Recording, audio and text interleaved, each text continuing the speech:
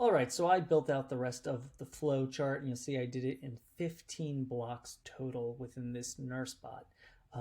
And so now what we want to do is on the last one, right? So if we look at this here, when we get to this last one, right, and that should be the only thing in your block if you did it correctly, we want to subscribe them to this follow-up sequence. And what a sequence is it's these timed responses that you can kind of put a person through and kind of to do things. And so I'm going to go ahead and just grab this text here, and you'll see I have the hi first name, kind of just following up. So let's go back to Chatfuel, and we're going to add a sequence, and I'm going to call this COVID checkup.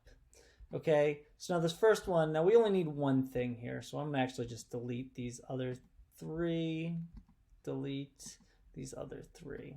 And I want to check up with them. Let's check up with them in, 14 days, right? Why not?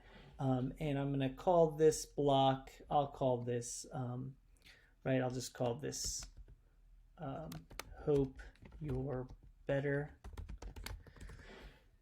And we'll put some text in there, right? And it's just as simple as, hey, blah, blah, blah, first name. I just want you to send a note and hope you have recovered, right? Just kind of this nicety. They're not going to reply to it or anything. It's just a kind of a nice touch point for your brand or whatever.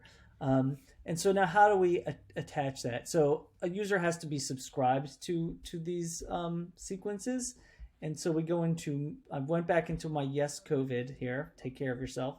And I went to more, and you'll see one that says subscribe to sequence. So now when they get to this, they'll be automatically subscribed into the sequence. We do COVID checkup, and that's it. Now in 14 days, this person will get a follow-up response, which is saying hi. Now obviously you can do other things with that, but I think that's just a simple one just to show you what you can do with sequences. You see you can have multiple of those.